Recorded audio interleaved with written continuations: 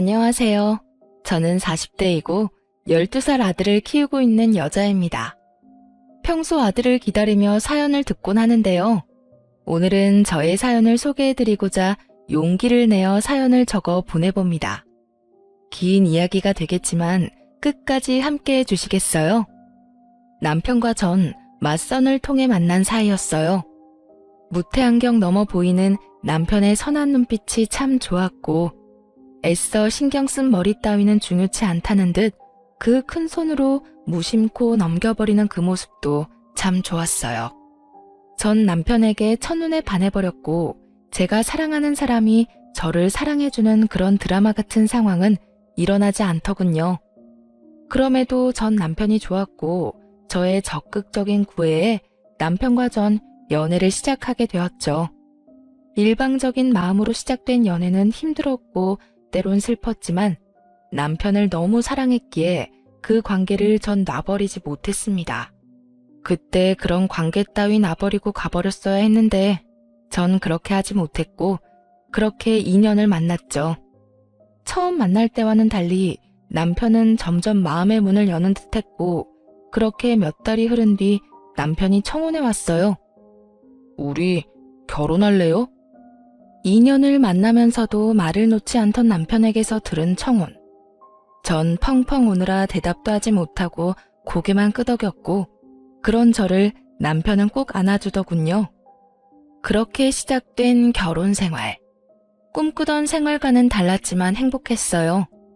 대면대면한 남편이었지만 그런 남편이라도 나와 부부로 살고 있다는 것이 참 행복하더군요. 네, 바보 같았던 것 맞아요.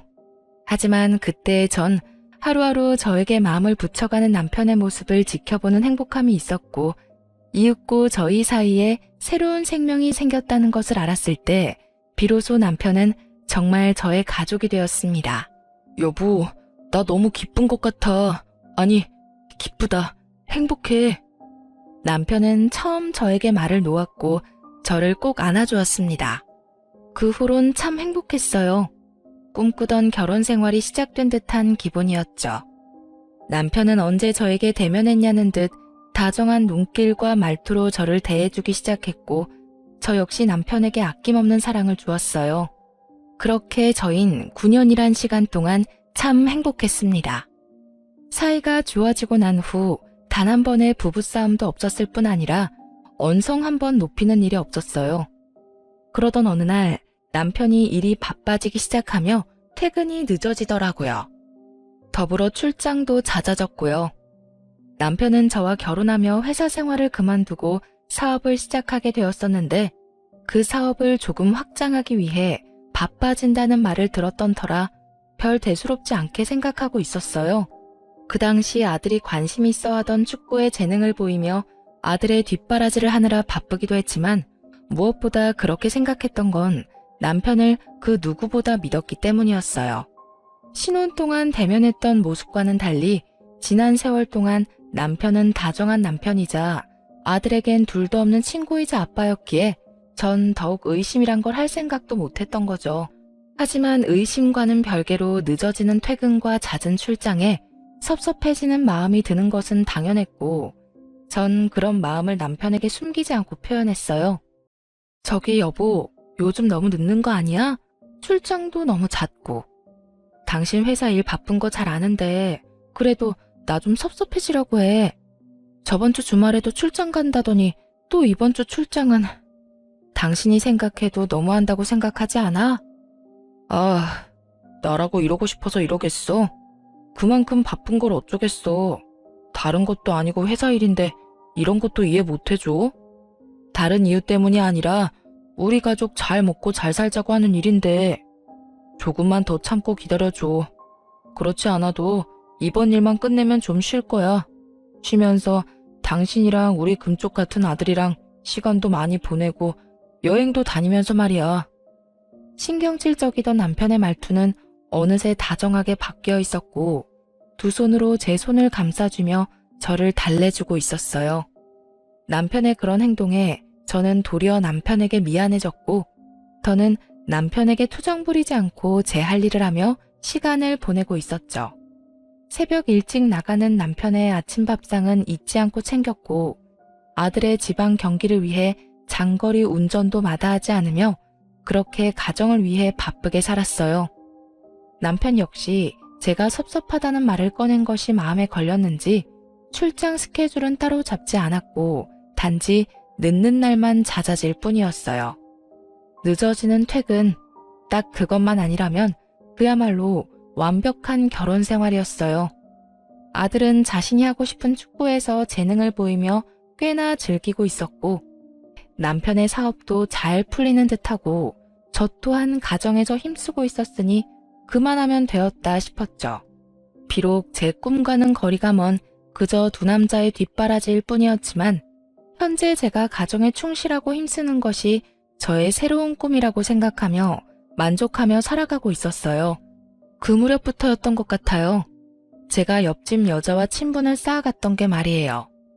전 당시 5살 된 딸아이를 키우고 있는 옆집 여자와 꽤 친하게 지냈는데 가깝게 지내다 보니 자연스럽게 그 집의 사정까지 알게 되었어요. 언니, 나 사실은 미혼모다? 응? 미혼모?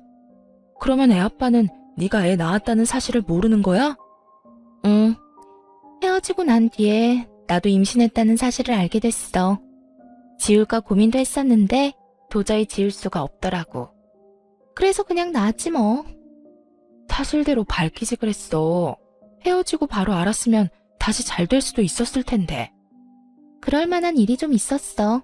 하여튼 그렇게 혼자 키우고 있다가 1년 전인가? 우연히 애아빠를 만났어. 그래서 이쪽으로 이사 오게 된 거고. 애아빠가 이사시켜줬거든. 어머, 그래? 두 사람 아무래도 인연인가 보다. 그래서 두 사람 같이 살기로 한 거야? 결혼할 거냐고. 그게 아직 고민 중이야. 어떻게 해야 할지. 고민할 게 뭐가 있어, 애도 있는데. 애 생각해서 좋게 생각해. 애 아빠가 합칠 마음이 있어 보이거든. 그냥 확 잡아버리란 말이야. 전 옆집 여자를 목에 핏대까지 세우며 응원했고 그 응원이 얼마나 웃기고도 말도 안 되는 응원이었는지 그땐 알지 못했죠. 그렇게 사정을 알고 난 후 전 옆집 여자와 더욱 가까워졌고 어느 날엔가 친정에서 대게를 보여줬는데 너무 많이 보내줬다며 집으로 초대하더라고요. 걔라면 자다가도 벌떡 일어나는 남편과 아들이 떠오르며 전 알겠다고 했고 주말이라 늘어지게 휴식을 취하고 있는 남편에게 물었어요.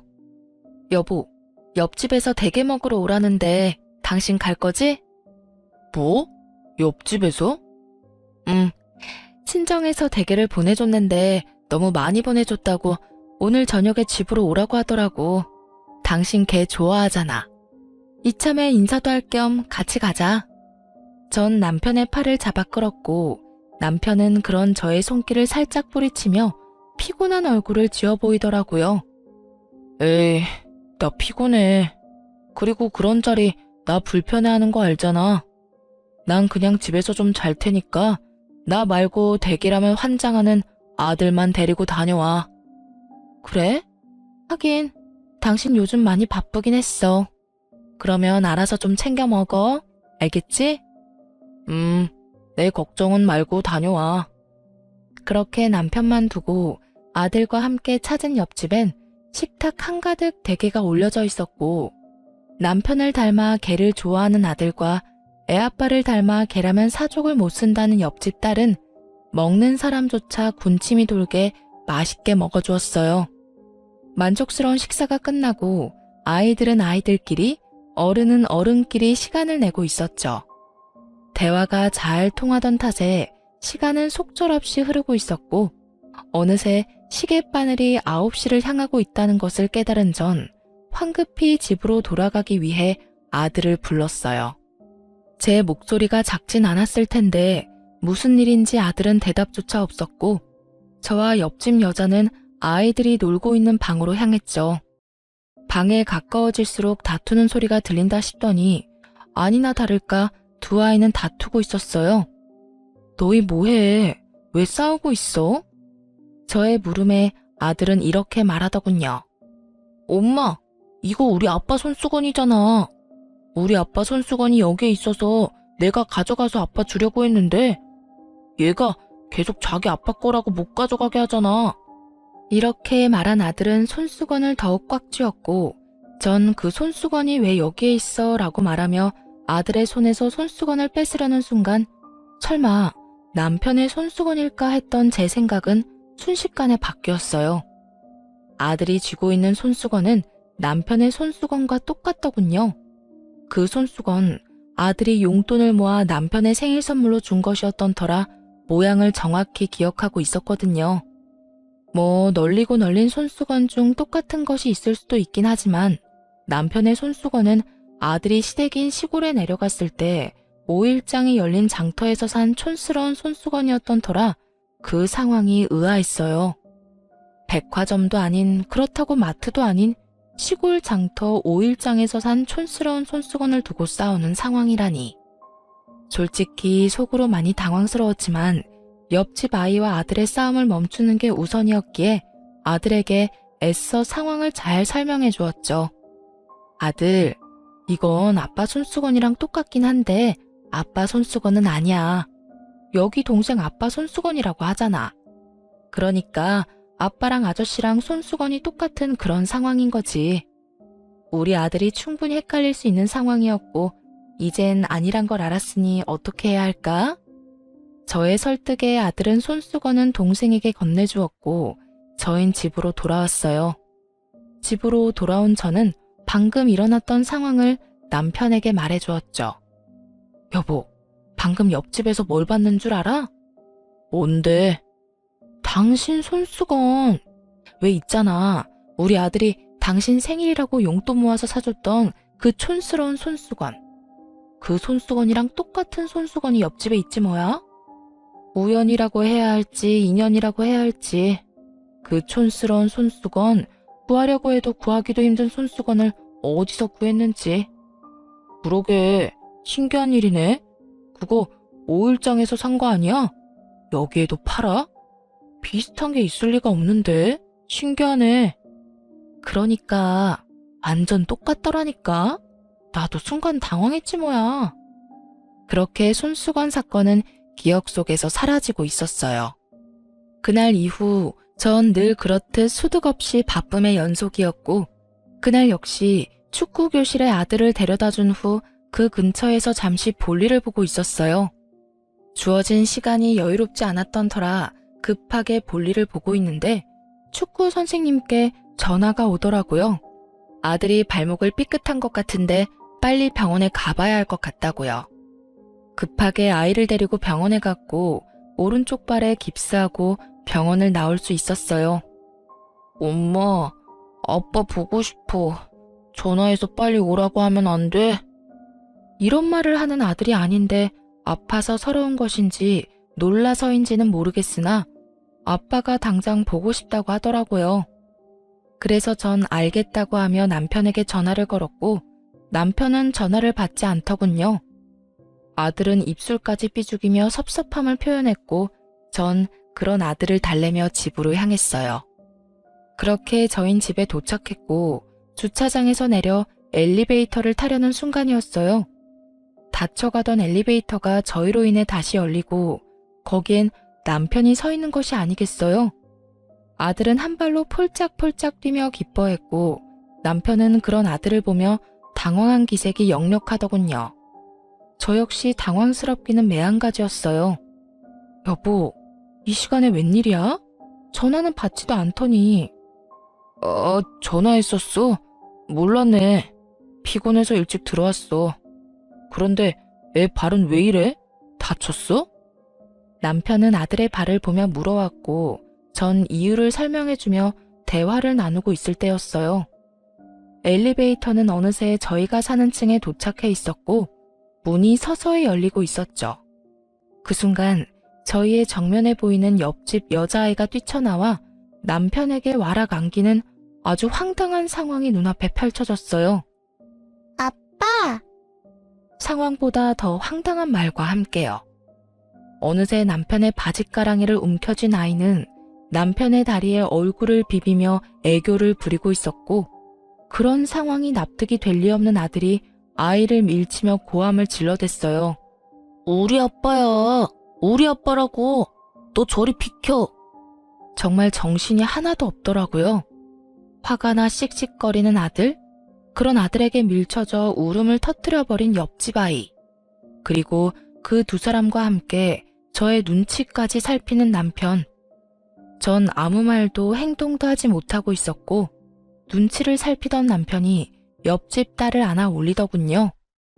옆집 딸을 안은 남편은 문 앞에서 굳어버린 옆집 여자에게 딸을 건네주며 이렇게 말했어요. 아빠를 기다리고 있었나 보네요. 우리 아들 때문에 많이 놀란 것 같은데 잘 달래주세요. 아들 일은 죄송합니다. 고의는 아니었어요. 사과까지 마친 남편은 여전히 씩씩거리는 아들과 저를 데리고 집으로 들어와 버렸고, 남편의 손에 의해 집으로 들어오던 저는 보고야 말았어요. 딸을 품에 꼭 안고서 저를 바라보던 옆집 여자의 황당함과 분노가 섞인 눈빛을요. 그렇게 집으로 돌아온 남편은 아무 일도 없었다는 듯이 피곤하다며 욕실로 들어가 씻기 시작했고, 단순한 해프닝이라 여기고 넘기기엔 이상했어요. 옆집 아이를 아들이 밀어서 화가 났나 하고 생각하기엔 분노의 정도가 도를 지나쳐 보였고, 그렇다고 해서 저런 표정을 지을 만큼 저희가 잘못한 것도 없었기에 저는 황당하기도 의아하기도 했죠. 거기에다 5살이면 어리다고는 하나 아빠의 얼굴을 구분하지 못할 만큼 어리지 않았고, 헷갈렸다고 하기엔 아이의 반응이 너무나도 확고했죠. 그렇게 제가 깊은 생각에 빠진 사이 남편이 씻고 나왔고, 전 마땅히 남편에게 물을 말이 떠오르지 않더라고요.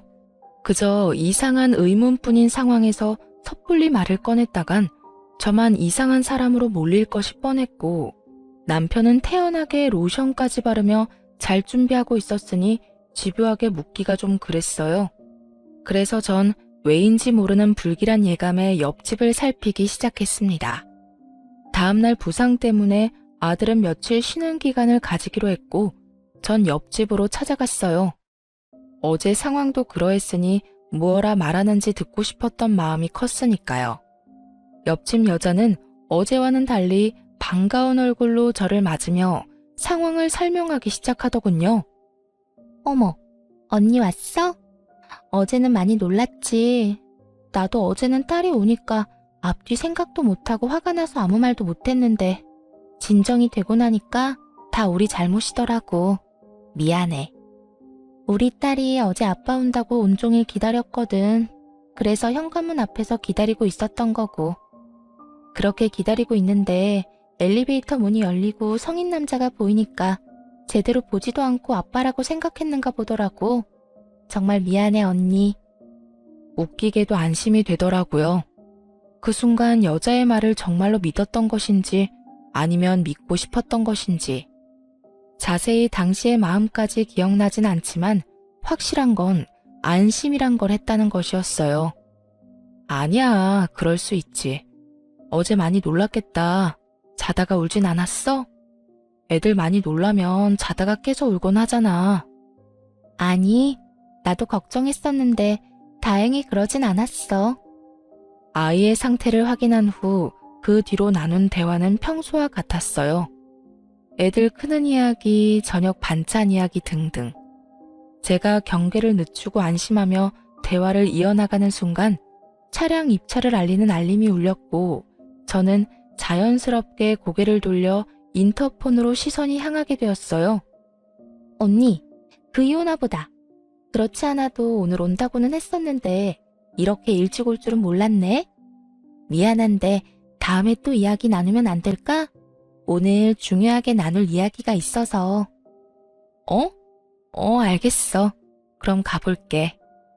서둘러 신발을 신고 나오는 길. 저는 또 보고야 말았어요. 차량 입차 알림에 뜬 차량 번호가 남편의 차 번호와 같다는 것을요. 옆집에서 나오자마자 다리가 다 떨려오는데 이게 무슨 일인가 싶더라고요. 아니라고 하기엔 분명 남편의 차 번호였기에 저는 확인해야만 했죠. 그래서 전 복잡한 생각은 잠시 접어두고 몸을 숨겼어요. 남편의 차가 입차를 했으니 곧 남편이 여기로 올라올 테니까요. 저희 집 대문을 열었다가 들어가지는 않고 그대로 닫아버리고 최대한 조용하고 빠르게 비상용 계단으로 가 반층을 더 올라가 몸을 숨겼어요. 그 순간 내려가는 것이 더 빠르고 쉬웠을 텐데 왜 올라가는 길을 선택했는지는 아직도 의문이긴 하지만 결과적으로는 하늘이 도운 결정이었죠. 제가 들어갔다고 생각했는지 조용하던 옆집 문이 열리는 소리와 함께 옆집 여자의 목소리가 들려오더라고요. 자기야. 그 여자 방금 집으로 갔어. 지금 바로 올라오면 돼. 여자의 말이 끝나는 타이밍에 맞춰 아래층에서 다다다 하는 발걸음 소리와 함께 계단을 올라온 남편. 두 눈마저 의심하게 되는 순간 남편이 빠르게 옆집으로 들어가 버리더군요. 저의 머릿속엔 옆집 여자의 말과 함께 그간의 사건들이 떠오르기 시작했어요. 1년 전에 다시 만났는데 함께 살지 고민스럽다던 옆집 여자. 남편의 손수건과 똑같이 생긴 손수건이. 서로 자기 아빠의 것이라고 우기며 싸우던 아이들. 그건 모두 남편에 대한 말이었고 남편의 것이었던 거죠. 그제야 이상한 것들이 대충 이해가 되며 마음속 깊이 화가 나기 시작하더군요. 차디찬 계단에 앉아 이대로 현장 급습이라도 해야 하나 얼마나 고민했는지 모릅니다. 당장이라도 들이닥쳐 두 연놈을 박살내버리고 싶은 심정이야 두말하면 입 아픈 상황이었지만 그대로 쉽게 박살만 내기엔 저의 화가 풀리지 않을 것만 같았어요. 무엇보다 끝낼 때 끝내더라도 두 사람의 관계에 대해 정확히 알고 싶었고 그래서 전 현장 급습은 다음으로 미루고 두 사람의 뒷조사를 하게 되었죠. 두 사람은 제 생각보다 더욱 오래된 사이더군요. 상간녀는 남편이 저와 맞선을 보기 한참 전부터 만나왔던 사이로 그 당시 남편의 집에선 상간녀를 반대했고 남편은 시댁의 등살에 못 이겨 저와 맞선을 보게 되었던 것이었어요. 저와 연인으로 지내던 2년 동안에도 상간녀를 만나왔고 상간녀와 잠시 헤어진 그때 저에게 청혼하고 결혼까지 하게 되었죠. 결혼 후에 두 사람은 다시 만나기 시작했고 그 만남을 지속하다 헤어지게 되었던 것이었어요. 그 뒤론 그 여자가 말한 그대로였어요. 남편과 헤어지고 난 후 상간녀는 임신 사실을 알게 되었고 혼자 아이를 키우다 다시 재회하게 된 것까지도요. 신혼 초 대면대면하던 모습은 상간녀에게 마음을 쏟고 있던 터라 그러했던 것이었고 최근 들어 늦었던 것은 상간녀와 재회를 한 후라 그러했던 것이었으며 자꾸만 늦은 남편에게 제가 섭섭함을 내비쳤을 땐 안 되겠다 싶어 내린 결정이 상간녀와 딸의 보금자리를 옆집으로 옮기는 것이었겠죠. 바로 옆집이니 잠깐씩 들릴 수도 있으니 말이에요. 그런데 참 웃기지 않나요? 아직 어린 딸의 입은 어떻게 막을 생각이었을까요? 아니, 언제까지 숨길 수 있다고 생각했는지 참 그 속마음은 지금까지도 알 수가 없네요. 하여튼 두루뭉술했던 그간의 상황들이 딱 맞아떨어지며 전 계단에서보다 더 큰 분노에 휩싸이게 되었습니다. 도대체 저를 얼마나 우습게 봤으면 상간녀와 딸을 우리 집 옆에다 이사시킬 수 있는 것인지, 그 사랑이 얼마나 대단했으면 그 긴 세월 상간녀를 잊지 못하고 결국 다시 만나는 것인지. 이 모든 생각의 끝에서 제가 할 수 있는 건 그저 허탈한 웃음일 뿐이더군요. 그렇게 울고 웃기를 한참 가까스로 정신을 차린 저는 친정의 전화에 모든 사실을 알렸어요. 많이 놀라실 것이 분명했지만 언젠가 아실 일이기도 했고 당장 아들을 맡길 곳이 마땅치 않았기에 어쩔 수 없는 선택이었죠. 부모님은 저의 소식에 운전을 한사코 말리시며 직접 오셔 아들을 데리고 가셨고 저의 복수는 그렇게 시작되었습니다. 제일 먼저 전 관리실에 전화해 남편의 차량을 다시 저희 집으로 옮겼어요. 그리고는 기다렸죠. 차량이 들어왔다고 알리는데 남편이 집으로 돌아오지 않는 날을요. 하지만 남편은 무슨 눈치라도 챈 것인지 매번 집으로 들어왔고 전 그 지루한 기다림 속에 재미를 찾기 위해 옆집을 드나들고 있었어요. 요즘 우리 아들 친정에가 있거든? 그래서 그런지 요즘 다시 신혼으로 돌아간 기분인 거 있지? 아, 그래요? 응.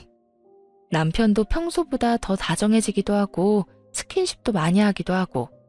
아니 글쎄 어제는 출근한다고 현관문 열다 말고 들어와서 뽀뽀까지 해주는 거 있지? 그랬구나. 저의 잊지도 않은 애정과 시에 상간녀의 입은 웃고 있었지만 눈은 저를 노려보고 있었고 그런 썩어 문드러지는 상간녀의 표정을 지켜보는 재미가 꽤 쏠쏠했어요. 얼마나 신났는지 그 표정은 아직도 잊히지 않네요. 그렇게 기다림이 지루하지만은 않은 날들이 지나가고 있던 어느 날 늦은 밤에 집으로 돌아온 남편은 웬일인지 몸도 가누지 못할 만큼 취해 있었어요. 술에 잔뜩 취한 남편은 혀가 다 꼬여버린 채로 고해성사라도 하듯 숨겨놓은 말들을 쏟아내기 시작하더군요. 여보, 진짜 미안해. 너무 미안해. 내가 죽일 놈이야. 정말 미안해. 뭐가 미안한데? 내가 죽일 놈이라 미안해. 그래서 나 다 정리할 거야. 이번 주말에 다 정리하고 당신하고 우리 아들, 내 가정 지켜낼 거야. 그러니까 조금만 기다려줘. 전 직감적으로 알 수 있었어요. 다가오는 주말에 남편이 상간녀와의 관계를 정리하려고 한다는 것을요. 그 말을 듣는데 한심하게도 멈칫하게 되더라고요. 남편에게 마음이 남아서도 아니었고 부부관계에 미련이 남아서도 아니었어요. 오로지 아들. 아들 때문에 그냥 여기서 모든 걸 덮고 아무것도 모른 척하며 결혼 생활을 이어나가야 하나 싶은 생각이 들더라고요. 하지만 그 생각들의 꼬리를 물고 몇 번의 재회를 한 두 사람이 떠올랐고 지금 정리한다고 한들 그 이별이 영원하진 않을 거란 생각이 들었죠. 그래서 전 마음을 다잡고 남편이 정리를 마음먹은 그날에 저도 모든 것을 정리하기로 했습니다. 그렇게 주말이 다가오고 전 평소 신경도 쓰지 않던 외모에 신경을 쓰기로 했어요. 초라해 보이긴 싫더라고요. 정리를 당하는 입장도 아니고 정리를 하러 가는 입장인데도 여자 마음이란 게 무엇인지 마지막 모습만큼은 당당하고 예뻐 보이고 싶더라고요. 시장을 끝내고 남편을 기다리고 있으니 생각보다 이른 시간에 남편의 차가 집으로 들어오더군요. 저는 남편의 차가 들어옴과 동시에 현관으로 가 귀를 대고 기다렸고 저의 예상대로 상간녀의 목소리가 들리는가 싶더니 옆집 문이 닫히더라고요. 그렇게 30분을 기다렸고 그 30분이 제 인생에서 가장 긴 30분이었죠. 굳게 다잡았던 마음은 속절없이 흔들리고 있었고 그럴수록 전 더 강하게 제 마음을 다잡았죠. 그렇게 30분이 조금 지날 무렵 전 옆집으로 가 벨을 눌렀고 현관문을 연 상간녀는 울고 있더군요. 전 그런 상간녀를 밀치고 집으로 들이닥쳤어요. 그 짧은 사이 신발은 어디다 감췄는지 보이지 않았고 남편 역시 보이지 않더군요. 언니, 왜 그래? 뭐해? 갑자기 남의 집에 와서 이게 뭐 하는 짓이야?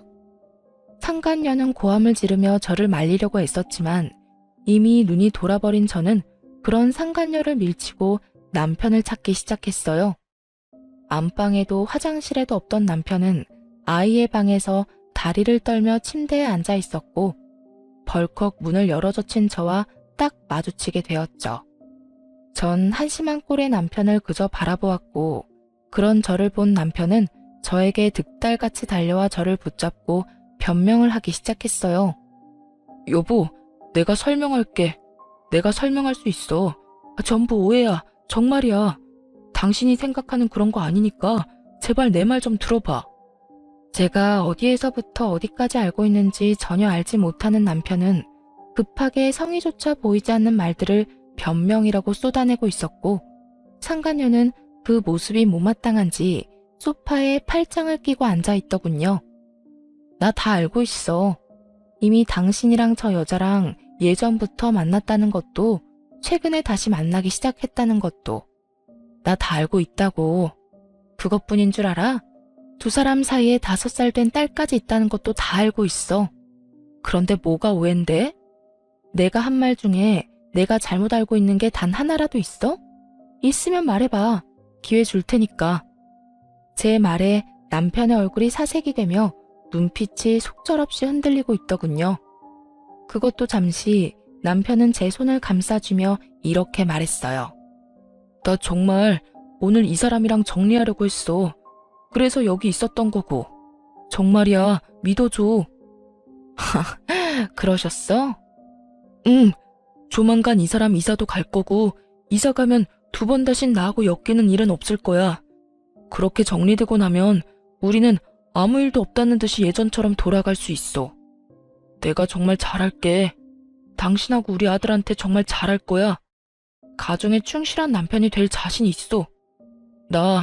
그러니까 당신이 한 번만 눈 감아주면 안 될까? 나 당신 사랑하는 거 알잖아.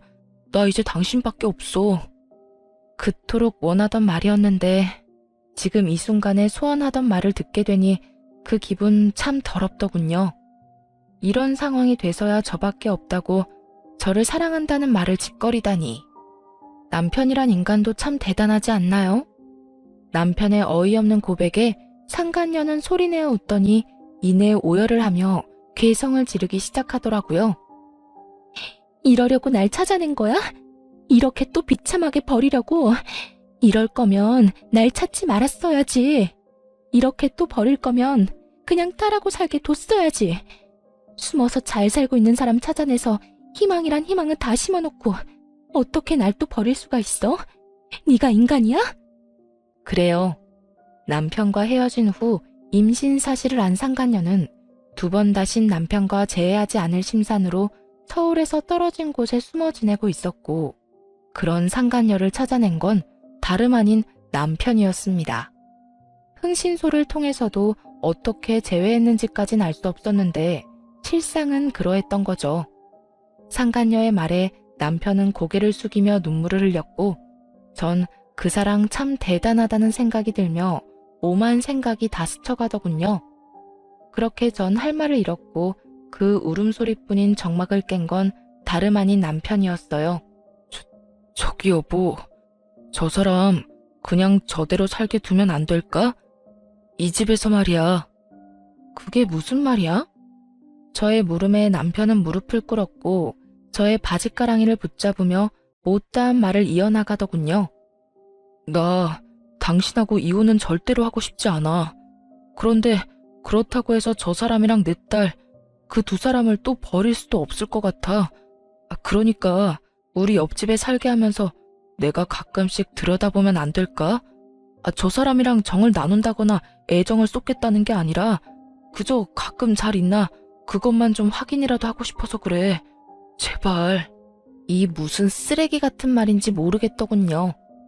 남편의 말은 아무리 좋게 포장한다고 한들 대놓고 2집 살림하겠다는 뜻이었고, 지난밤 술에 취해 온 남편의 고백에 잠시라도 고민이란 걸 했던 저 자신이 그렇게 원망스러울 수가 없는 상황이었죠.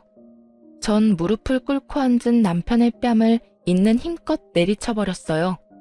네가 인간이야? 어떻게 인간이 그렇게나 뻔뻔할 수가 있어? 어떻게 나한테 그런 요구를 할 수가 있냐고. 뭐? 가끔 들여다보고 싶다고? 확인하고 싶다고? 그게 나한테 할 말이라고 생각해? 저의 행동에 남편은 말이 없었고 대신 상간녀가 그 앞을 막아서더군요. 차라리 날 때려. 이 사람은 죄 없으니까 날 때리라고. 이렇게까지 때려달라고 말하는데 마다할 이유가 없었던 전 상간녀 뺨을 연달아 때려버리곤 이렇게 말했어요. 맞으니까 기분이 어때? 더럽지? 내 기분은 그것보다 훨씬 상상치도 못할 정도로 더러웠어. 옆집 여자랑 바람을 피웠다고 해도 용서되지 않을 것 같은데 바람 피워 애까지 낳은 여자를 떡하니 옆집에 살게 했다고? 지금 내 심정이 어떤지 상상이나 되니? 2사람은 내 심정이 어떤지 상상이나 되냐고. 저는 절규에 가까운 고함을 질렀고 나란히 뺨을 맞은 2사람은 말이 없더군요. 저의 절규에 할 말이 있을 리가 없었고 전 여전히 입을 꾹 닫고 있는 두 사람에게 말해주었어요. 그 눈물겨운 애틋한 사랑 계속해. 제 말에 남편의 얼굴에 화색이 돌며 저에게 다시 한번 물어오더군요. 정말이야? 그러면 당신 다 용서해 주는 거야? 이 사람 여기서 계속 살아도 되는 거야? 내가 미쳤니? 용서라는 거라게. 내가 물러나 줄 테니 두 사람 계속 사랑하라는 이 말이야. 그렇게 애절한데 어떻게 헤어지겠어? 그러니 내가 빠져줘야지. 당신은 이야기 마무리되는 대로 집에서 짐부터 빼. 난 더는 한순간도 당신이랑 한 공간에 있고 싶지 않으니까. 본격적인 이혼 이야기가 나오려고 하자 남편은 마음이 급했는지 말도 안 되는 걱정을 하기 시작하더군요. 당신 혼자 어떻게 살려고 그래?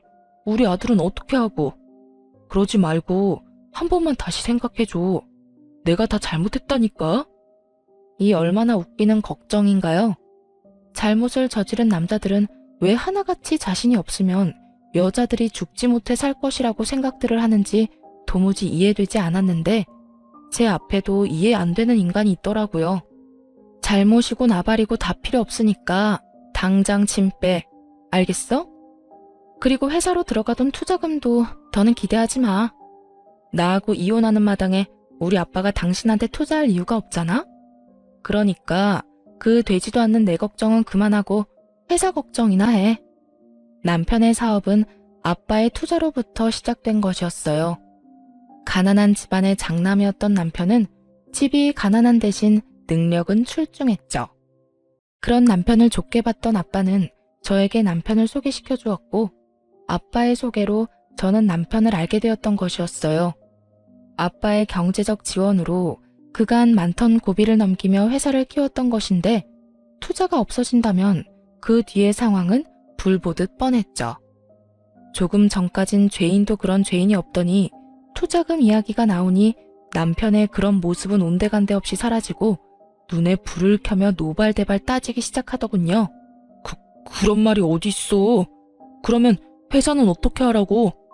그 돈 빼면 회사 망하는 거 몰라? 그러면 바람 피운 것도 모자라서 살림까지 차려줄 때 문드러지는 내 심정은 어떻게 할지 생각이나 하고 있다는 상황을 만들었어? 아, 됐어. 이제 와서 묻고 따져봤자 뭐하겠어. 어차피 결론은 하나인데. 무슨 결론? 이혼하자. 우리 제발 이혼하자. 제 입에서 드디어 이혼이라는 말이 나오고 남편은 애원하며 매달리기 시작했어요. 이혼은 무슨 이혼이야. 난 이혼 같은 거 절대 못해. 당신이랑 나랑 어떻게 이혼을 해? 우리 사이에 아들이 있는데. 그러지 말고 내가 저 사람이랑 원래 계획대로 정리할 테니까 당신도 이혼 생각은 하지도 마. 자신과 상간녀 사이에도 자식이 있다는 사실을 잊은 것인지 아들 핑계까지 대며 남편은 이혼을 거부하고 있었고 전 그런 남편의 말들이 그저 웃기더라고요. 그렇게 한바탕 웃어보았고 예상치 못한 저의 반응에 남편은 어리둥절한 듯 물어왔어요. 당신 괜찮아? 무섭게 왜 갑자기 웃어? 웃기지 않아? 난 너무 웃기는데? 뭐가? 네가 하는 말들이 너무 웃겨. 넌 내 자식만 네 아들이야? 저 여자 딸은 네 딸이 아니야? 어떻게 투자금 뺐다는 말에 또 행동이 바뀌어? 참 대단하다, 대단해.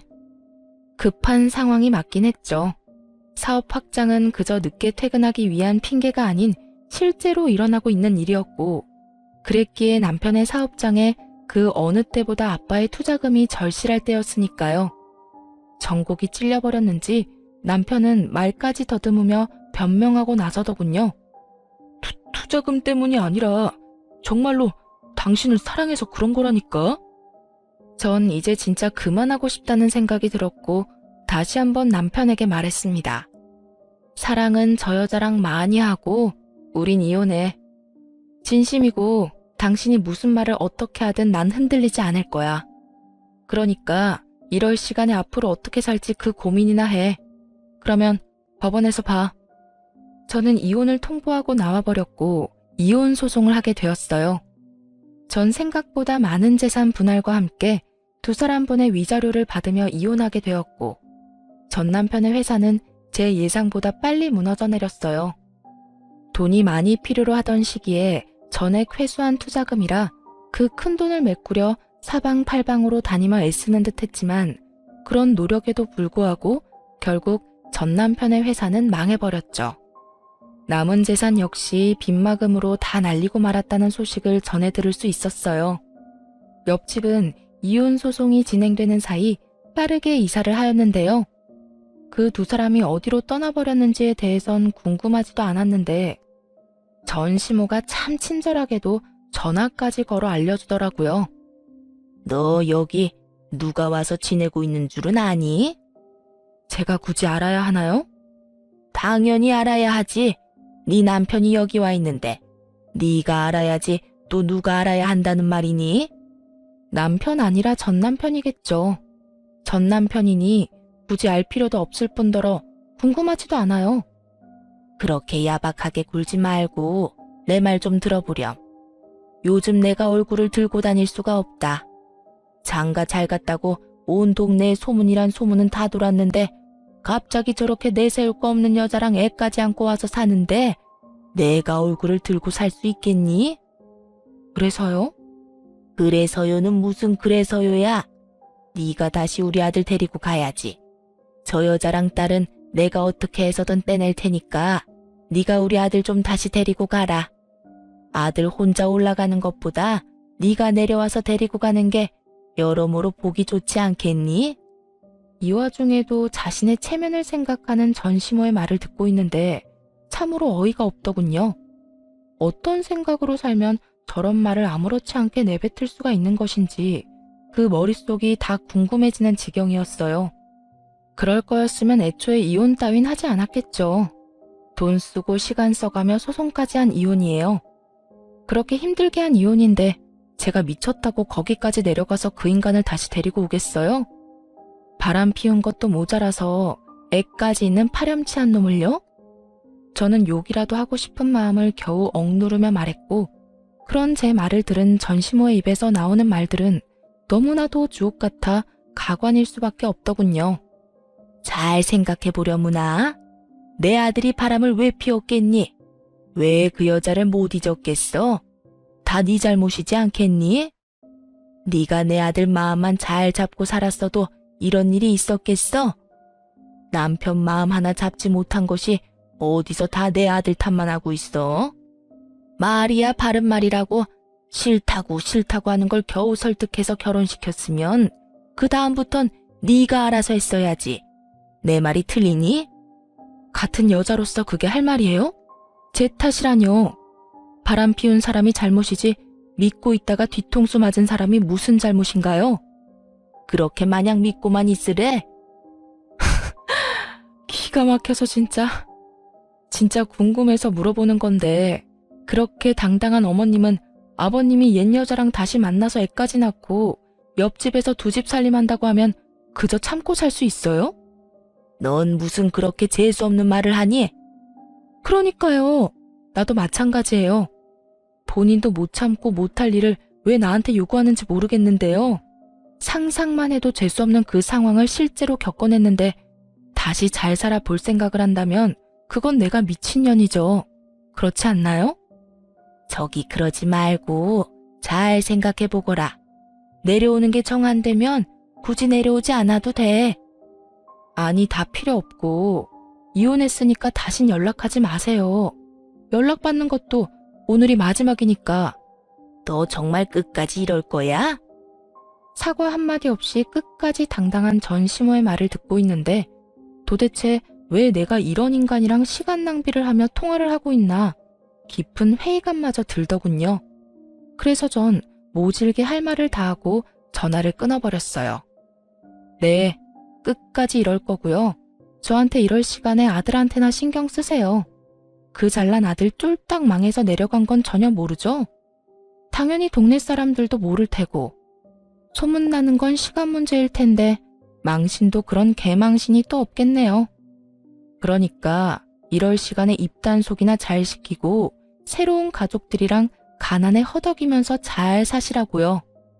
그 뒤로도 여러 번 전화가 걸려왔지만 전 받지 않았고 집요했던 전 시모의 연락이 끊기며 더는 시간 낭비하는 일은 없었습니다. 그 후 아들과 저는 잘 지내고 있어요. 처음 이혼 사실을 아들에게 알렸을 때 아들은 상황을 받아들이지 못하고 많이 울고 많이 힘들어했어요. 그런 아들의 곁에서 저 또한 참 많이 힘든 순간이었죠. 그렇게 지나가지 않을 것만 같던 순간들이 지나고 아들은 생각보다 더 이혼을 잘 받아들여 주더군요.